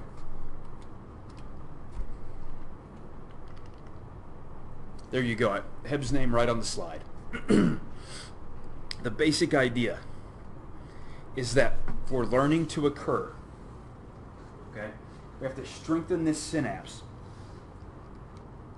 and because it's going to be active, okay, over and over again when that postsynaptic cell gets excited. We'll see what this looks like. All right. So first we've got that NMDA receptor. We want to think about that a little bit. We've already said that it takes glutamate and voltage to open this, right? And so we have to activate the synapse. We have to activate it with glutamate, but at the same time, we need to make sure that we excite that cell a little bit, right? So that we can kick out that sodium. Okay? So here you go. Here's a neuron that's going to make you blink. Remember the eye puff and the blink situation earlier? Okay, so we can think about this. When this cell gets active, you blink. If we put a puff of air in your eye, that's a very strong synapse, right? That's going to make you blink. That's cool, right? Okay? You're going to blink. That makes perfect sense. If we make this 1000 hertz tone, this synapse is kind of weak. It connects to it in and of itself. Hearing that tone is not going to make you blink. Okay? It's not strong enough to do that. It's not going to open enough channels on that postsynaptic cell to get that postsynaptic cell activated. Okay? So what we need to do to get this working is we need to do long-term potentiation. So when we activate this cell and just about the same time activate this other cell, right? We can set up the situation so that we have long-term potentiation. And how this happens is this cell, that air puff cell, it is strong enough in and of itself to activate the blink cell. So what does that mean it does? It raises that membrane potential. It depolarizes that membrane potential. It brings that membrane potential high enough to kick out the magnesium over here at this weak synapse. So we've kicked out the magnesium. And now we have that weak synapse coming in and contacting it, right?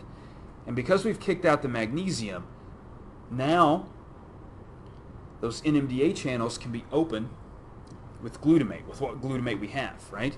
If we don't have this cell, and we've just released glutamate here from that tone cell, that's not going to do anything because the magnesium is still stuck there. We got to get rid of the magnesium first. So we have to have help to do that initially, right? We get the help from that other cell, that air puff cell, that is strong enough to go ahead and just dislodge all of that magnesium. So when that other cell is active, it can just open those glutamate channels. We open those glutamate channels, calcium comes in, starts that sort of cascade of reactions that then brings in the AMPA channels, right? And then, Andre, those AMPA channels are there for the future. So now we no longer have a weak synapse down here. This guy's now become a strong synapse as well because over time we had that help, right? We had that help from that air puff cell. That air puff cell, Casey, knocked out that magnesium, right? That was blocking the weak synapse. And then now when that glutamate comes in, opens that NMDA channel, starts that whole cascade, and everything gets strengthened.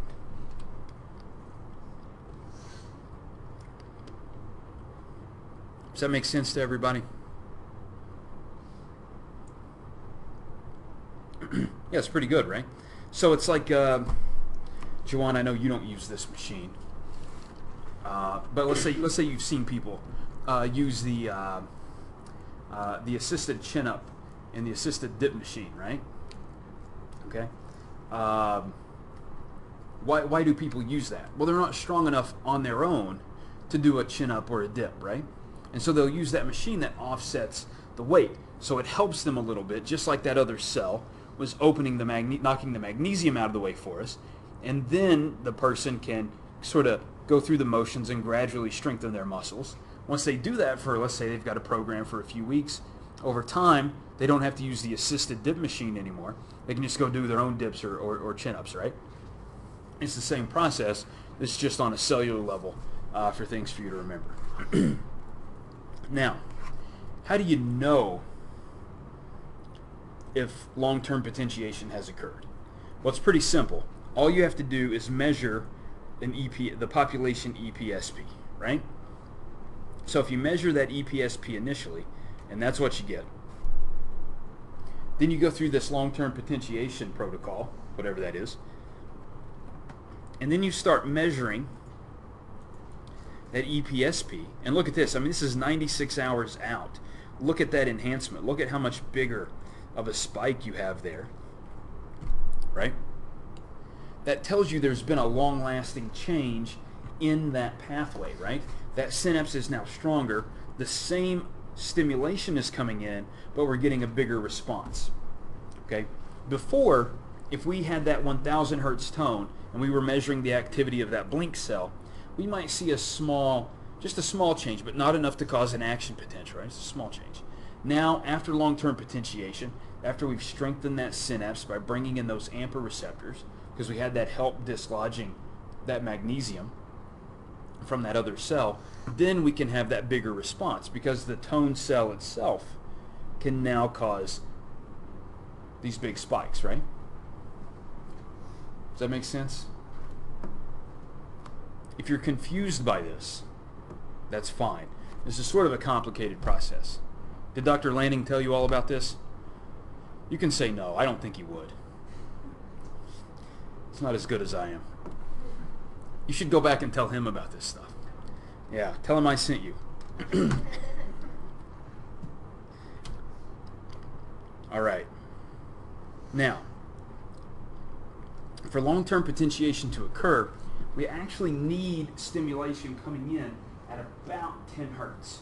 The reason we need this is because we need to build that membrane potential, right? In the past, we talked about, Cindy, we talked about excitation coming in and then it just drops back down. And then it comes back in and it drops back down, right? And so we just kind of follow this process here. Up and down and up and down. If we just wait just a little bit at a time. Pow, pow, pow.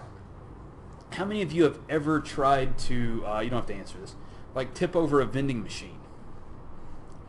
Yeah. Yeah, if you just push it and then you step back for 5 minutes and then you come back and you push it again and you step back, guess what happens? You never get anything. It never falls over. So what do you have to do? You have to push and then you have to push, right? And it helps if you have two people. Push and push, and that way you can get it rocking enough. So guess what happens? Eventually, you start building and building and building and building, and then you get to that point where it's just going to tip over, right? Because you kind of build that momentum. That's exactly what we're doing here with this incoming stimulation. We have to constantly build and build and build, and we have to hit that 10 hertz threshold in order for that to happen. Okay? Does that work for everybody? Because we have to get up high enough, again, so we can get up high enough to dislodge that magnesium. So then when the glutamate's there, we'll open all of those ion channels. All right. This is basically telling you that the pre and the postsynaptic cell have to be depolarized at the same time. That's what I just told you. Not a big deal. Here's your NMDA receptor in some detail. You have to have glutamate, but you got to knock that magnesium out of the way. You get the magnesium out of the way by depolarizing the cell, again, making it more positive. That allows calcium to come in. Don't worry about this too much. I'm not going to ask you about backwash spikes.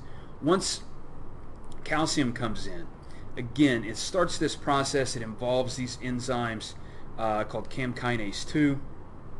I'm not going to expect you to know a lot about that, okay?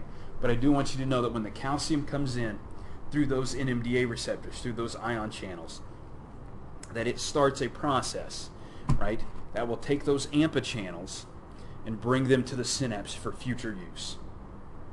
That is important. And here's the basic idea. Calcium comes in, activates a bunch of those enzymes, gets that LTP process going, and then we just drag, because we're going to deal with some DNA and some proteins, and we've got some transcription factors. There are multiple steps here, right? We're going to drag those AMPA receptors to the synapse, open up, and allow not just sodium to come in, but calcium to come in. We're getting a bunch of positive ions coming in to just a little bit of stimulation, okay? And so now we can get that full response to that tone. And look at how much tighter we've packed that density there with the NMDA and the AMPA receptors at that synapse. All of these are going to be responsive to glutamate. They're going to allow positive ions to flow into the cell. Okay? Not a big deal. That will change the size and shape of those dendritic spines, right, that are coming out, so we can have more contacts. We're going to increase the thickness of that and the density because we're going to have more ion channels there. Not a big deal. Questions? Comments? Concerns? I don't